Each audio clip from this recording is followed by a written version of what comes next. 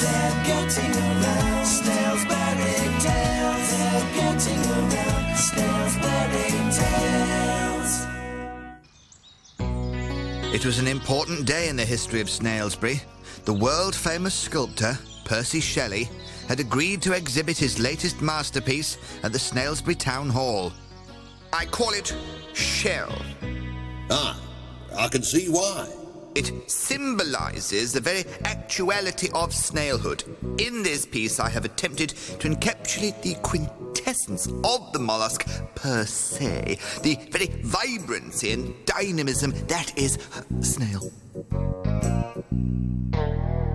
No, you've lost me there. Still, it's a grand-looking thing. Please, it's extremely delicate and priceless. And it is not a thing. It is a work of genius. If anything should happen to it... Aye, well, don't take on, Mr. Shelley. We'll look after it. I've put Sergeant Speed on a 24-hour, round-the-clock watch. Isn't that right, Speed? Mr. Mayor, sir?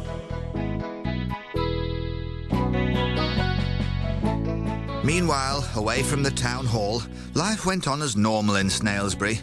Kevin was hurrying back from school. Only another few doors to go.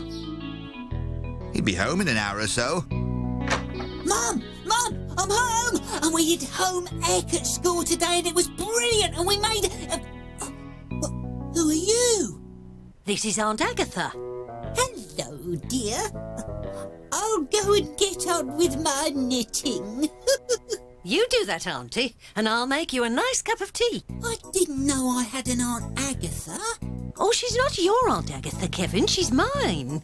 And I'd forgotten I had an Aunt Agatha till this morning. She arrived on the doorstep at about 10:30 and asked if she could come and stay for a few days. Well, it seemed rude to tell her I didn't remember her, so... Ooh, what you got in there, Kevin? It's treacle toffee. We made it in home ec. It's lovely. Oh! Kevin, what's the matter? Oh! Toothache! My tooth hurts! Oh! Oh, let's have a look. There. Ooh.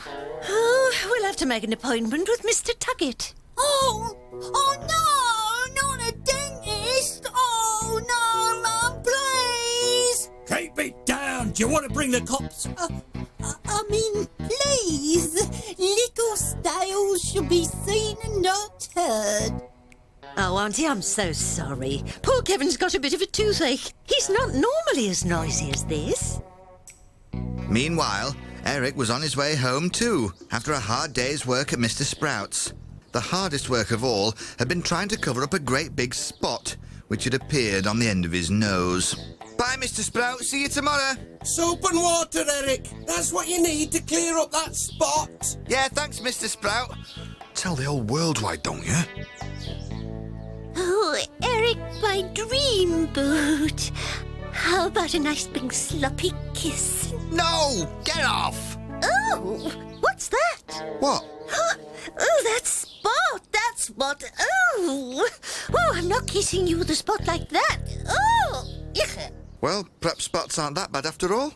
Mum, I'm home. What's for tea? I'm starving. Shh, quiet, Eric. What? It's Aunt Agatha. Who? Where? What? She doesn't like noise. Oh, this must be little Eric. I've heard so much about... Oh, what's that? It's a spot. It's his age, you know. Right, I'll leave you two to get along. I've got to take Kevin to Mr. Tuggett. Come along, Kevin. An hour or two later, Kevin and his mum had arrived at the dentist's. All right, Kevin. Mr. Tuggett knows it's an emergency, so he'll be with you in no more than a few hours. Poor Kevin's tooth was still hurting. Ow. A lot. Oh, ow. Next.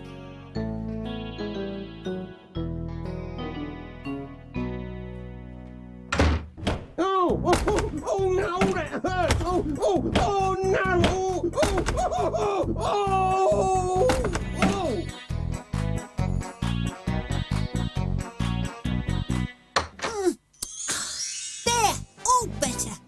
hurt at all.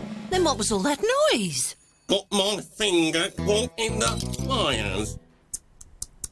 You keep picking at it and it'll never get better.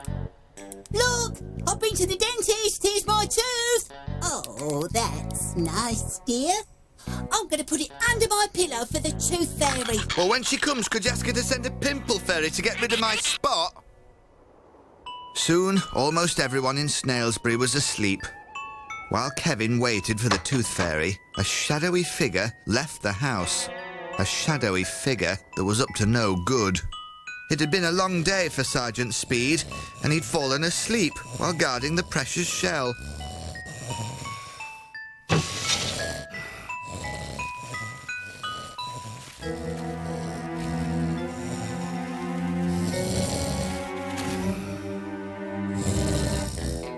Oh, yeah, that's what you say, son. I must caution you for doing 2 mile an hour in a 1 mile zone.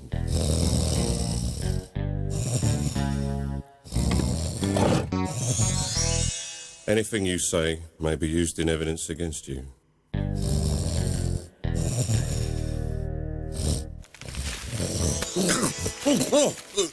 What? What's happening? Oh, the shell! It's gone! Help, police! Hang on, I am the police.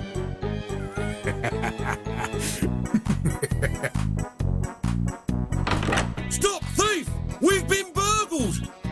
Meanwhile, all was peace and quiet at Kevin's house. Kevin was waiting for the tooth fairy. Oh, do you have to put your rotten tooth quite so far under the pillow?